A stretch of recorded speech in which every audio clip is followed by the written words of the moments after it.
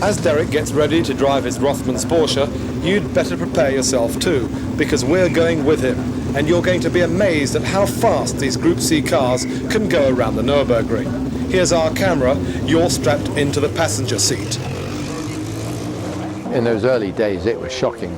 I mean, I just remember, I try and look at it when in car 956 and I go, what a pity. I mean, they had this thing the size of a Hollywood camera stuck next to my shoulder, and going around the Nürburgring, I mean, most of the tracks I could put up with it, but the ring, I mean, within 100 yards you're coming off the ground, and the camera wasn't sure about this at all.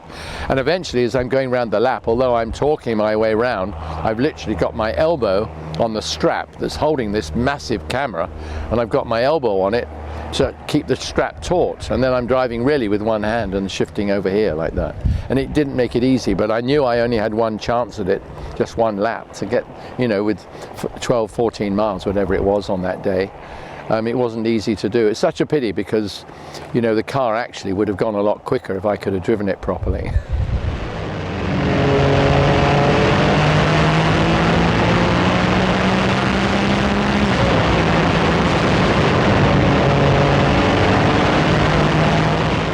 To drive that car around any track is special, and Spa particularly. I remember I went really quickly around Spa, but the Nürburgring, it really didn't suit the Nürburgring. The problem with the Nürburgring was that it's lots of bumps and 170 corners or whatever, and there's bumps and things going into the corners, and therefore it's really pretty tough going on the car, because the car, as you can imagine, is being sucked to the road by the air flowing over the top.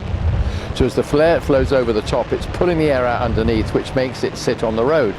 And you think, oh, that's really wonderful. But the trouble is at the ring, is the car is also trying to jump. And it comes up to a little brow, of which there are numerous. And the car's going, I want to jump, I want to jump, I will. And then it would jump, and then it would come back down again, and it was like a limpet and stick back on the road. And then you'd be off again. And so you spent the whole time really going from almost pillar to post.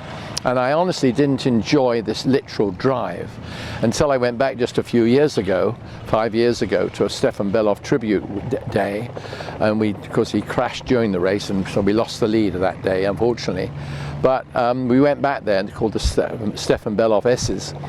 And I drove the car around. It was the car that we'd had at the Nürburgring 20 years earlier. And literally, I mean, as I went around sort of with the camera around me, cameras outside, I'm going, this car is handling incredibly well now. It never handled like this before. I thought, well, that's 20 years, that's what's happened. But in fact, when I spoke to Hans Stuck, he said, oh, I went round in your car the other day, it was really amazing.